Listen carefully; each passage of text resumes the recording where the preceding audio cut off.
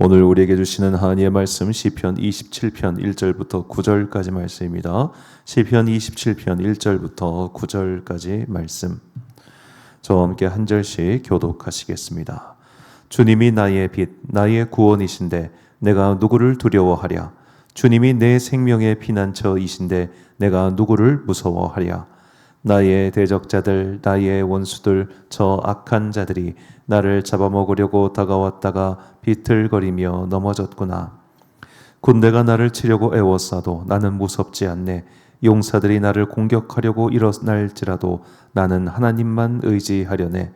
주님, 나에게 단 하나의 소원이 있습니다. 나는 오직 그 하나만 구하겠습니다. 그것은 한평생 주님의 집에 살면서 주님의 자비로우신 모습을 보는 것과 성전에서 주님과 의논하면서 살아가는 것입니다. 재난의 날이 오면 주님의 초막 속에 나를 숨겨주시고 주님의 장막 은밀한 곳에 나를 감추시며 반석 위에 나를 올려서 높여주실 것이니 그때 나는 나를 애워싼 저 원수들을 내려다보면서 머리를 높이 지켜들겠다.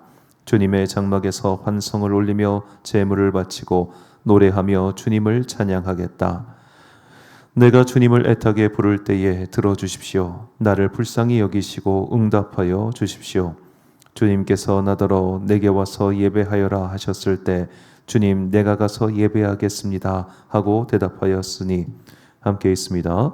주님의 얼굴을 내게 숨기지 말아 주십시오. 주님의 종에게 노하지 마십시오. 나를 물리치지 말아 주십시오. 주님은 나의 도움이십니다.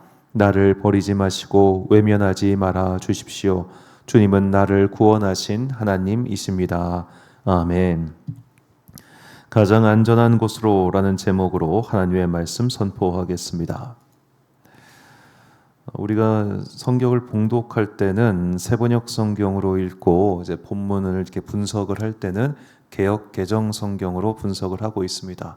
이렇게 하는 이유는 개역 개정이 히브리어 성경을 원문을 최대한 그대로 직역하려고 한 성경이기 때문입니다. 그러니까 원문과 대조해서 봤을 때 세번역 성경은 이제 읽는 우리가 좀 더 읽기 편하게 의역한 게 많고 개역 개정은 우리가 읽기 힘든 것이 최대한 히브리어나 헬라어 원문을 직역하려고 노력했기 때문에 번역의 의도가 달라서 각각 좀 장단점이 있는 것이죠.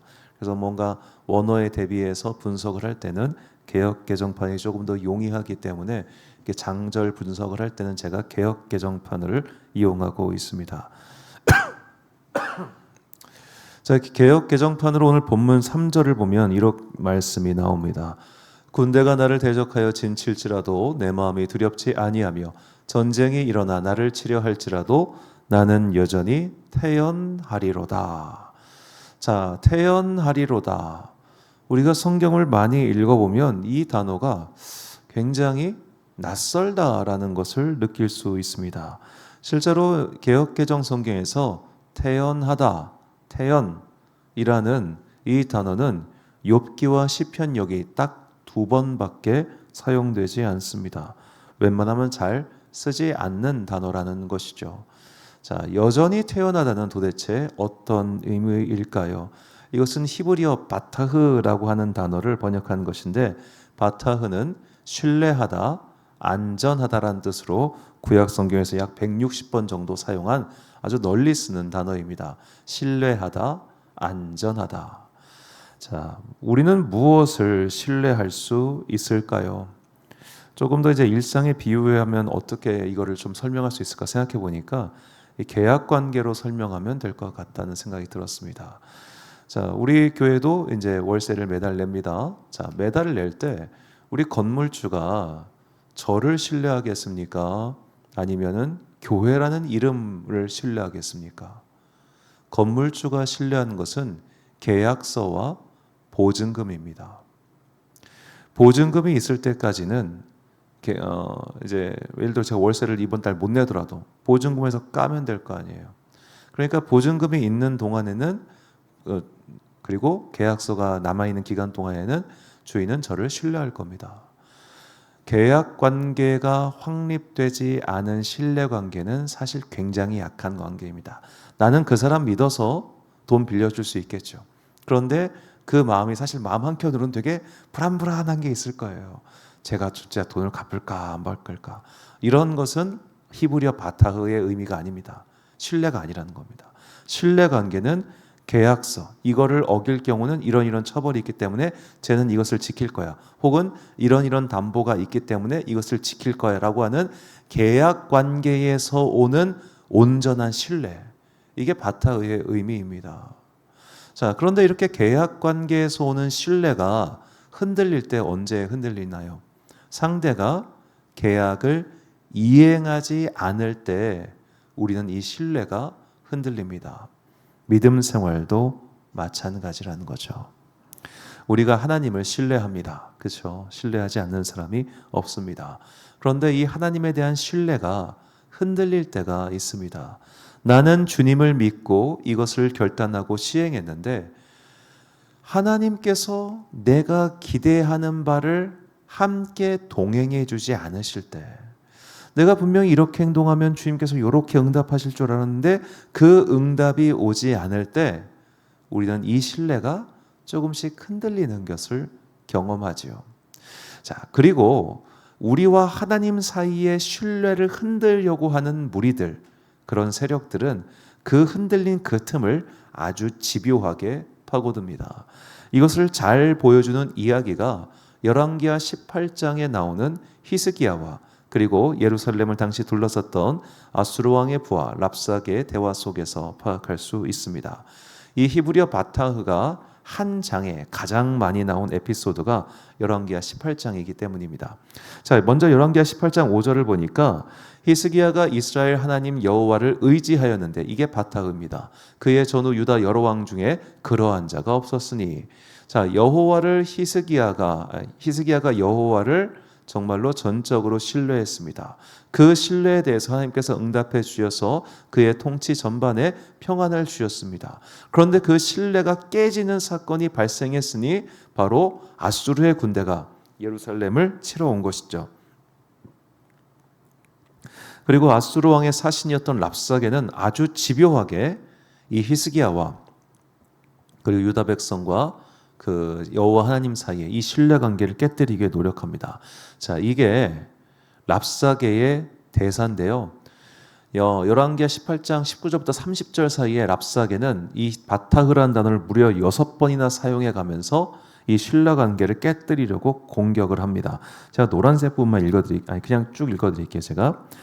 랍사게가 그들에게 이르되 너희는 히스기야에게 말하라. 대왕 아수르 왕의 말씀이 내게 의뢰하는 이 의뢰가 무엇이냐?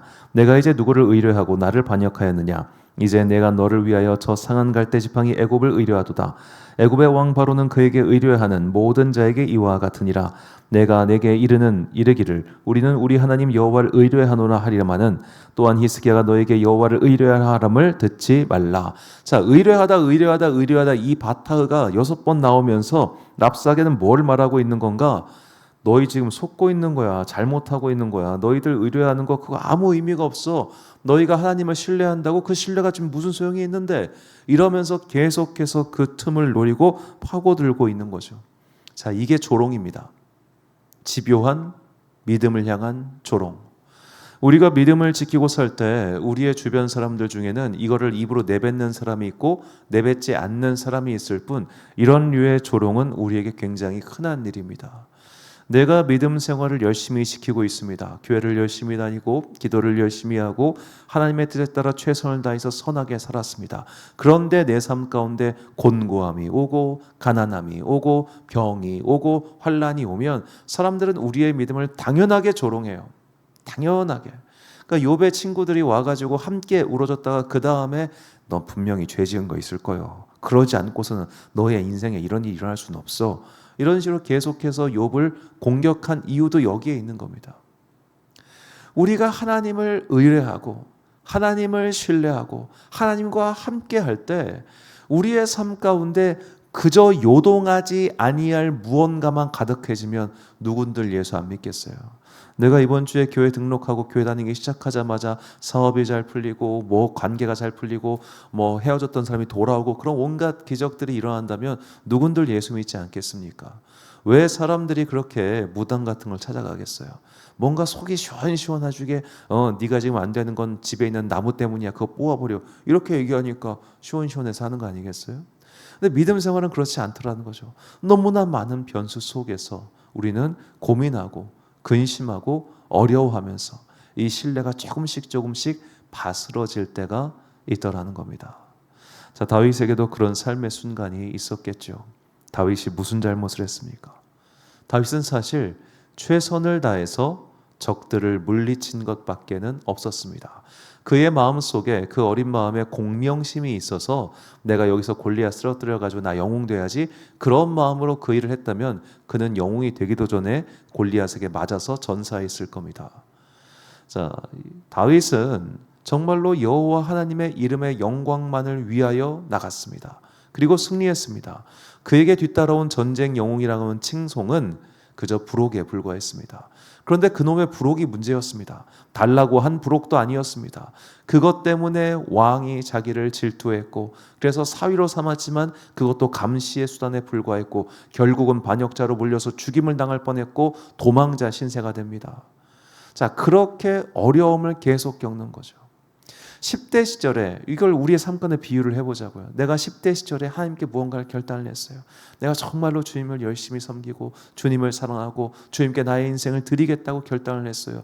그런데 10대 후반 시절부터 30대가 되는 10년 가까운 기간 동안 고난만 계속 생긴다고 할 때 누가 예수 믿고 누가 하나님 믿겠어요? 당연히 그 신뢰가 흔들리지 않겠습니까? 다윗에게도 분명히 신뢰가 흔들린 순간들이 있었어요. 얘기가 길어지니까 잠깐만 말씀드리면 바로 나발과 마주했을 때입니다. 다윗이 나발을 그냥 죽여버리려고 합니다. 그게 왜 그랬냐면 다윗이 욱 하고 터진 거예요. 그게. 그 전까지 바로 전장에서 사무엘상 24장에서 사울 왕은 살려줘요. 자기를 집요하게 죽이려고 추격했던 사울 왕은 살려주고 자기에게 모욕 줬다는 이유로 나발도 죽이고 그 집안에 있는 남자 다 죽이겠다고 해요. 이거는 깡패예요, 깡패. 왜 다윗이 그렇게 분노하고 열이 받고 그를 죽이려고 했겠습니까? 그 정말로 10년 채 안 되는 그 도망자의 세월 동안 그의 마음이 거칠어지고 곤고해지고 힘겨워졌던 거죠. 지혜로운 아비가일의 조언으로 그가 그 일을 멈추게 되었고 그 이후에 일어난 하나님의 심판을 받기 때문에 그의 마음 가운데 해소가 되는 것인지 그만큼 다윗도 하나님을 향한 믿음이 흔들렸다는 겁니다. 자, 이렇게 삶의 문제가 해결되지 않고 같은 문제가 반복이 되고 고난이 그치지 않을 때 우리는 과연 하나님을 믿는 것이 의미가 있는 것인가? 나의 믿음 생활 자체에 문제가 있는 건 아닌가? 혹시 하나님은 안 계신 게 아닌가? 이런 신뢰에 문제가 생길 때가 반드시 있을 겁니다. 자, 그럴 때에 오늘 시인은 이렇게 고백을 합니다. 자, 본문 5절 말씀 보니까요. 여호와께서 환난 날에 나를 그의 초막 속에 비밀히 지키시고 그의 장막 은밀한 곳에 나를 숨기시며 높은 바위 위에 두시리로다. 자, 이 세 개의 장소가 중요합니다. 초막 속에 비밀히 지키시고 장막 은밀한 곳에 나를 숨기시며 높은 바위 위에 두시로다. 언제요? 환난 날에. 자, 초막을 그리고 장막을 어제 말씀드렸지만 다시 한번 설명을 드리겠습니다. 자, 초막은 이렇게 뚫려 있는 게 초막입니다. 위에 햇빛만 가려주고 뚫려 있는 게 초막이에요. 자, 이 초막에서 어떻게 나를 지키신다는 겁니까? 좌우가 다 뚫려 있는데. 장막, 자, 몽고식 저 텐트, 저 장막 텐트 생각해 보십시오. 저기 어디 은밀한 곳이 있습니까? 은밀한 곳은 방이 있거나 창고가 있어야 은밀할 거 아닙니까? 저기 어디 창고가 있고 은밀한 데가 있어요? 초막은 사람을 지킬 수 없고 장막은 은밀하지가 않아요. 그리고 바위 위입니다. 바위 위에 있으면은 잘 보일 거 아닙니까? 환난 날에 바위 위에 올라가면 너 죽으란 소리입니다. 그의 초막 속에서 비밀이 지킬 수 없고 장막 속에 숨길 곳이 없습니다. 높은 바위에 올라가면 우리는 적에게 눈이 띄어 죽습니다. 왜 시인은 하나님께서 환난 날에 나를 이렇게 두신다고 얘기했을까요? 장소가 중요한 게 아니기 때문입니다. 수단이 중요한 게 아니기 때문입니다. 하나님이 내 곁에 계시기 때문에 나는 사망이 뻥 뚫린 초막에서도 안전하고 숨을 곳이 없는 장막에서도 숨을 데가 생기고 적들이 다 볼 수 있는 높은 바 위에 올라가도 그 적들에게서 어떠한 해도 당하지 않는다는 거예요. 누군가가 볼 때는 위태한 삶의 자리예요. 누군가가 볼 때는 형편없는 삶의 모습이에요. 너는 예수 그렇게 믿는다고 하면서 교회에 그렇게 헌금 갖다 바치면서 너는 그렇게 가난하냐? 네 옷을 봐라. 네 차를 봐라. 네 사는 집안 꼴을 봐라. 그러고도 예수 믿고 싶냐? 그런 조롱의 말들, 사방이 뻥 뚫린 것 같은 초막의 순간, 그런데도 하나님을 의뢰하는 사람은 그런 삶의 환경 속에서도 하나님이 결국은 너를 지켜주실 거야. 이것이 다윗의 고백이고 우리가 경험해야 할 삶의 모습인 겁니다. 하나님께서 우리를 그의 손 안에 올려놓으시고 지켜주십니다. 주님께 의뢰하고 피하는 자를 지켜주십니다. 남들이 볼 때, 믿지 않는 자들이 볼 때는 그것은 초막처럼 보입니다. 야, 다 보여, 이 멍청아 라고 보일 겁니다. 그 장막 속에 괜히 웅크리고 숨은 것처럼 보입니다. 야, 숨을 데도 없는 데서 뭐해.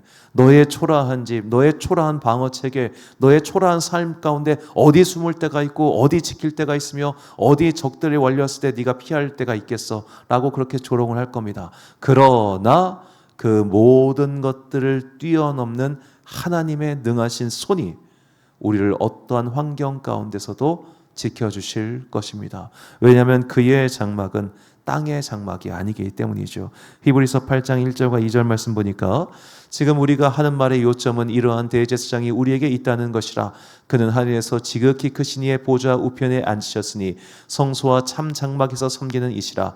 이 장막은 주께서 세우신 것이요 사람이 세운 것이 아니니라. 아멘. 사람이 세운 것이 아니다.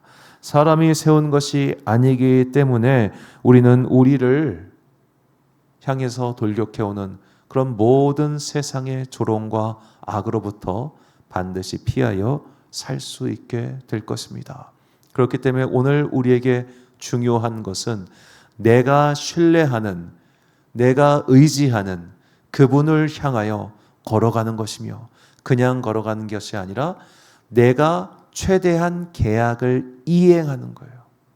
하나님께서 보실 때 내가 너는 믿을 만하다, 내가 너는 신뢰할 만하구나 라는 삶의 결과를 보여드리는 겁니다. 내가 그분께 나의 신의를 바치고 내가 그분이 신뢰할 만한 삶을 살아갈 때 하나님께서는 당연히 우리를 그의 장막 속에 거두시고 지켜주시지 않겠습니까? 누군가가 볼 땐 초막처럼 보이고 누군가가 볼 땐 적들이 공격하기 쉬운 높은 바위처럼 보일지라도 주의 장막에 거하는 자는 결코 요동함이 없습니다. 이것을 믿음의 사람들이 경험했고 이제 우리가 경험해야 할 삶의 과업입니다. 믿음 생활 지키는 거 쉽지 않습니다. 진짜 쉽지 않습니다. 사람들이 조롱하고 비웃고 그런 일들이 얼마나 많습니까? 심지어는 그것이 내 삶에 큰 제약이 돼서 내가 때로는 참 믿음 생활 지키며 사는 게 내가 나한테 거는 족쇄 같다라는 마음도 드실 겁니다. 제가 생각해 보니까 저는 토요일 날 이제 사역을 시작하고 정확하게는 20살 이후 지금까지 토요일에 놀아본 적이 거의 없어요. 토요일 날 뭐 편하게 영화를 보러 간다거나 뭐 어디를 놀러 간다거나 생각을 해본 적 자체가 없는 것 같아요. 25년간 이걸 하다 보니까 이것처럼 우리가 기독교인으로 오래 살면 삶의 제약이 생겨요. 얼마 전에 이제 우리가 12월 31일 송구영신 예배 끝나고 나서 이제 금요일 날 장을 보러 코스트코를 갔어요. 금요일 날 맞네요. 금요일 날 장을 보러 코스트코를 갔어요. 1월 1일이 목요일이었고 1월 2일이 금요일이었잖아요. 그래서 금요일 날 장 보러 갔는데 사람이 엄청 많은 거예요. 왜 이렇게 금요일에 사람이 많지? 평소랑 다르게 생각해 보니까 1월 1일도 연휴, 그리고 금요일 휴가 내면은 3, 4까지 약 4일을 쉴 수 있으니까 사람들이 이렇게 중간에 연차를 냈더라고요. 그런 삶을 살아본 적이 없다 보니까 이게 머릿속의 생각과 사이클이 그냥 교회 이거에 맞춰져 있는 거죠. 그래서 이게 주말을 다 끼고 어디를 놀러 가는 이런 상상을 해본 적이 없어서 좀 당황했던 적이 있었습니다. 저만 그렇겠습니까? 신실한 그리스도인들은 그냥 몸의 사이클이 금요일 저녁 가면 교회 가서 기도하고, 토요일 날은 주일을 준비하고, 일요일 날은 주일 예배 드리러 가고, 이게 바뀌어 있잖아요, 삶 가운데.